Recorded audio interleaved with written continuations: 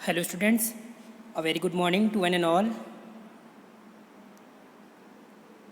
हम लोग third unit को ही आपका कंटिन्यू कर रहे हैं। Okay, that is nothing but the eddy current testing.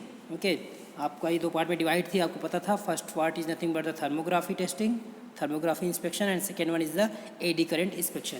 इसका बेसिक प्रिंसिपल क्या होता है, प्रोसीजर क्या है, कौन कौन से इक्विपमेंट्स यूज़ होते हैं, ये सारी चीज़ें हम लोग डिस्कस कर चुके हैं पहले ना स्टार्टिंग लेक्चर्स में। लास्ट लेक्चर में हमने कवर किया था आपका various terms used in the eddy current inspection. That means basically आपका टर्मिनोलॉजी क्या क्या है जो कि एडी करंट टेस्टिंग में आपका यूज़ होती है, ठीक है ना। तो यदि इसके बारे में बात करूँ तो सबसे जो बेसिक टर्म्स थे वो तो that means first of all हमने पढ़ा था लास्ट लेक्चर में कि इलेक्ट्रिसिटी क्या होती है। ओके, कूलम्स क्या होता है ना, कूलम क्या है, coulomb is nothing but the it is the charge carried by 6.25 into 10⁻18 electron. आपको याद आ रहा होगा, तो ये आपको कूलम होता था। एम्पियर क्या था, ampere is nothing but it is the measure of flow of current. That means flow of current को आपका जो मेजर करते हैं आपका वो आपका एम्पियर को शो करता है। ओके, उसके बाद आपका इलेक्ट्रोमोटिव फोर्स था। इलेक्ट्रोमोटिव फोर्स क्या होता है, दैट मीन्स जो भी किसी बॉडी में, किसी ऑब्जेक्ट में, किसी कंडक्टर में जो इलेक्ट्रॉन का आपका मूवमेंट होता है उनको एक पर्टिकुलर डिफरेंट डायरेक्शन में लाने के लिए जो हम अलग से जो फोर्स अप्लाई करते हैं that is known as electromotive force, जिसके कारण से आपका करंट इंड्यूस होता है। ठीक है, तो उसे क्या बोलते हैं हम लोग, इलेक्ट्रोमोटिव फोर्स बोलते हैं। ठीक है, उसके बाद हमने पढ़ा था आपका वोल्ट पढ़ा था आपने, रेजिस्टेंस पढ़ा, रजिस्टिविटी पढ़ा था आपने। रजिस्टिविटी को अपने मैथमेटिकल प्रेजेंटेशन क्या था आपका, किससे डिनोट करते थे, रो से डिनोट करते थे, और it is nothing but equals to RA/L। जो मैथमेटिकल प्रेजेंटेशन होता था याद करो आप, रो इक्वल टू क्या होता था, RA/L। ओके, ओम पर मीटर, सॉरी ओम मीटर इसकी यूनिट आती थी। ओके, इसके बाद आपने पढ़ा था ओम्स लॉ क्या होता है ना, जहाँ पे आपका V=IR आपने पढ़ा ना। इलेक्ट्रिकल कंडक्टिविटी क्या होती है, जिसको हम लोग अल्फ़ा से गामा से या कप्पा से डिनोट करते थे। ठीक है, तो कंडक्टिविटी आपको पता है, जिसमें आपका दैट मीन्स कितने अच्छी तरीके से आपका इलेक्ट्रॉन का फ्लो हो रहा है। It is a good conductor, bad conductor या इंसुलेटर है। ठीक है, ये सारी चीज़ें हम वहाँ पे डिफाइन किए थे, डिस्कस किए थे इसके बारे में ना। उसके बाद आपने पढ़ा था इलेक्ट्रिक फील्ड इंटेंसिटी के बारे में पढ़ा था, जिसे हम लोग आपका ईटा से डिनोट करते हैं। देन उसके बाद करंट डेंसिटी, जिसको हम लोग J से डिनोट करते हैं। ओके, दैट मीन्स कितनी आपका पर यूनिट एरिया में कितनी इलेक्ट्रिक फील्ड है। ठीक है ना, कितना वहाँ पे इलेक्ट्रिक फील्ड आपका मौजूद है, वो क्या होती है, डेंसिटी को डिनोट करता था, करंट डेंसिटी, जिसको हम लोग J से डिनोट करते हैं। उसके बाद था आपका इंडक्शन के बारे में पढ़ा था आपने। देन आपका इलेक्ट्रिकल इम्पीडेंस क्या होता है ये पढ़ा आपने, इंडक्टेंस के बारे में पढ़ा, लेंज लॉ पढ़ा, बहुत इंपॉर्टेंट है, कई बार शॉर्ट नोट में पूछा जा चुका है आपका, ओम्स लॉ, लेंज लॉ। ठीक है ना, और क्या बोलते हैं ये इंडक्टिव रिएक्टेंस क्या होता है ना, जिसे हम लोग एक्सेल से डिनोट करते हैं। तो ये सारी चीज़ें हम लोग डिस्कस किए थे लास्ट लेक्चर में। okay, and in today's session we are going to discuss about the factors affecting the AD currents। that means ऐसे कौन कौन से factors हैं जो आपका AD current को affect करते हैं। ठीक है, okay, so for correct interpretation of indications following factor must be considered। ये कुछ factor हैं basically 5 जो हमने आपका यहाँ पे क्या बोलते हैं जो affect डालते हैं, जिन्हें first of all जो आता है आपका defect है। ओके, दैट मीन्स ऑब्वियस सी बात है, डिफेक्ट आपको किस तरह से एडी करंट को वहाँ पे इन्फेक्ट करता है। डिफेक्ट हो गया, फ्रीक्वेंसी है, ज्योमेट्री है, आपका कंडक्टिविटी है, एंड प्रॉक्सिमिटी। ओके, तो so these are the basically 5 factors which affect the eddy current. Okay, and one by one यदि हम लोग डिस्कस करें इसके बारे में, तो first of all we are going to explain about the defects. That means किस तरह से आपका डिफेक्ट आपका एडी करंट को अफेक्ट करता है। Okay, so there are 2 general classification of defects. First one is cracks and second one is corrosion. ये आपका 2 टाइप से आपका डिफेक्ट होते हैं आपका, first one is cracks, second one is corrosion.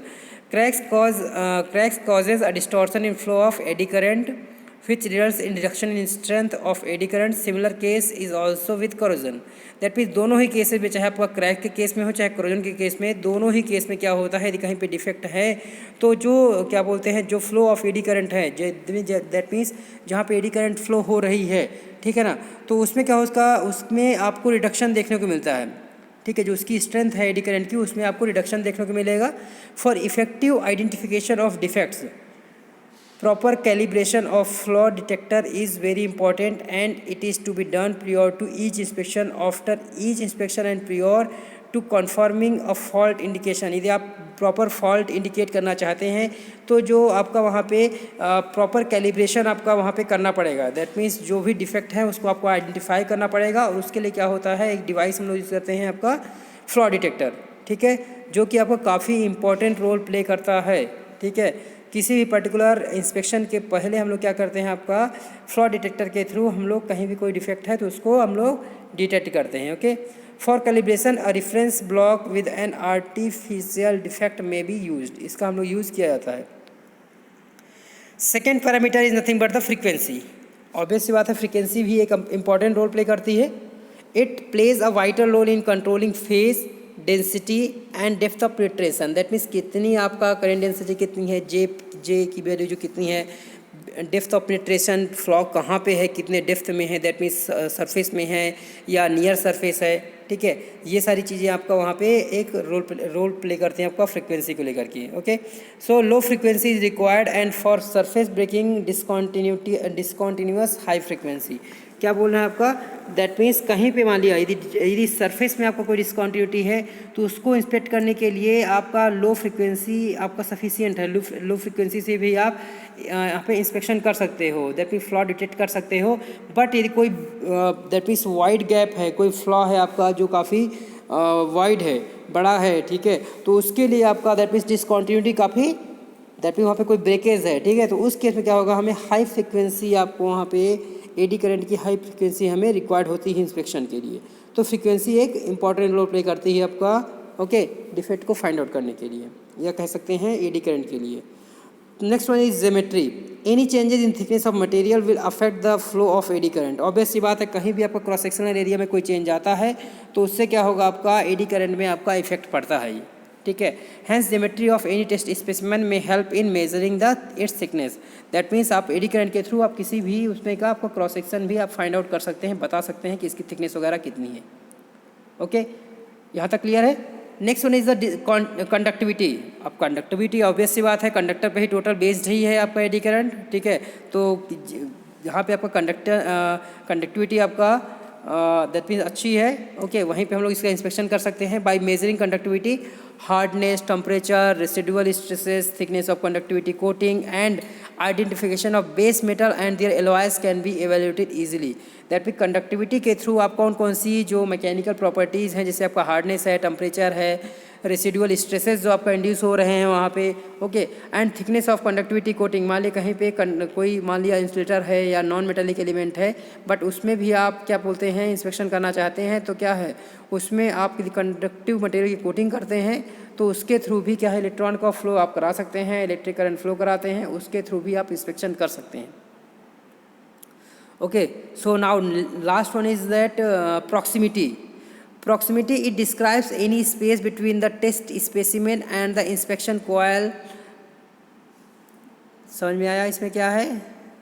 That means ये क्या करता है, आपका डिस्क्राइब करता है कि जो दैट मीन्स कितना नियरर है, जो दैट मीन्स जो कॉइल है आपका, जहाँ पे हम जिसको हम दैट मीन्स मैग्नेटाइज कर रहे थे, जहाँ पे आपको पावर सप्लाई प्रोवाइड कर रहे थे, जिसके कारण से क्या होता है वहाँ पे मैग्नेटिक फील्ड इंड्यूस हो रही थी, तो वो आपका उस पर्टिकुलर कॉइल के बीच में और टेस्ट स्पेसिमेन के बीच में, ऑब्जेक्ट के बीच में कितना आपका गैप है, वो कितना नियरर है, कितना क्लोज है, ठीक है, वो आपको प्रॉक्सिमिटी कहलाती है।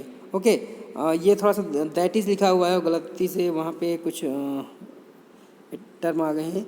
Okay, so that is lift off and fill factor, both imposes an initial identical effect on the eddy current. दोनों में आपका एडी करंट पे अपना इफेक्ट डालते हैं। Lift off is applied to test specimen coil, ये क्या करते हैं आपका कॉइल पे आपका इफेक्ट डालते हैं आपका ना, and surface coil and fill factor is applied to the internal coil. Fill factor किसके लिए होता है आपका, वो इंटरनल कॉइल पे आपका इफेक्ट डालती है। ओके, तो ये आपका प्रॉक्सिमिटी है। नेक्स्ट आपका यहाँ पे शो हुआ आपका एडी करंट की आपका characteristics. AD current flow characteristic यहाँ पे दिखाई गई है, आप देख पा रहे हैं, इस पर कुछ पॉइंट्स हैं। Okay, first point is nothing but flow path of eddy current are parallel to turns of coils and perpendicular to coil flux field axis.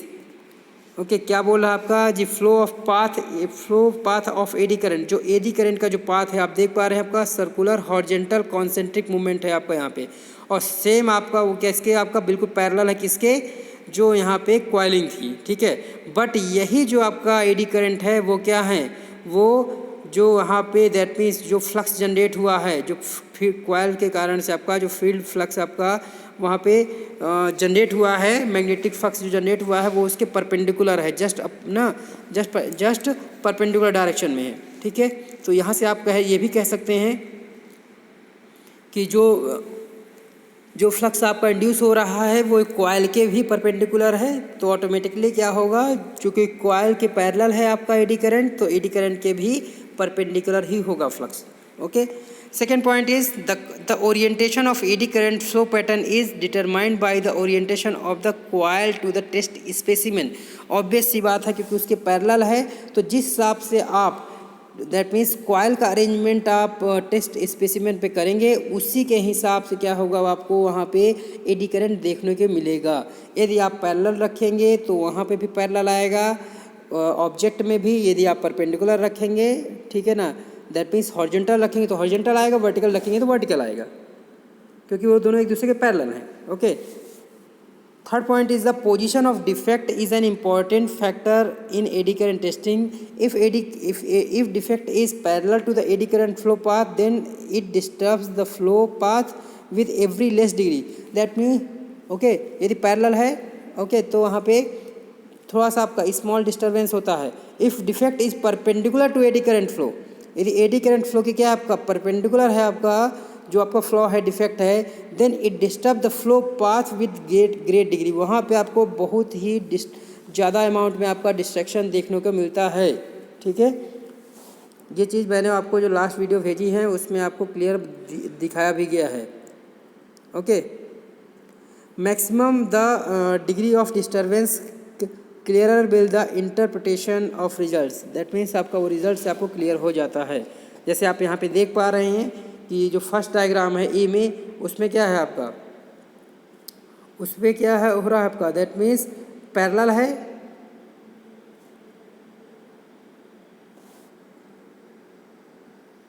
यदि आपका एडी करंट की क्या है आपका यहाँ पे पैरेलल है तो उसमें उस केस में क्या है आपका स्मॉल डिस्टर्बेंस, बिल्कुल डिस्टर्बेंस है।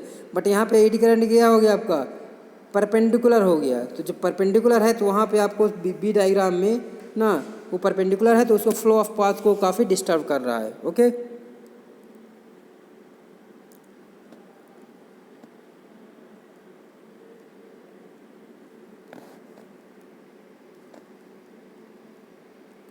फोर्थ पॉइंट है flow pattern of any eddy current is circular until its path is distributed by an non conducting material और डिफेक्ट।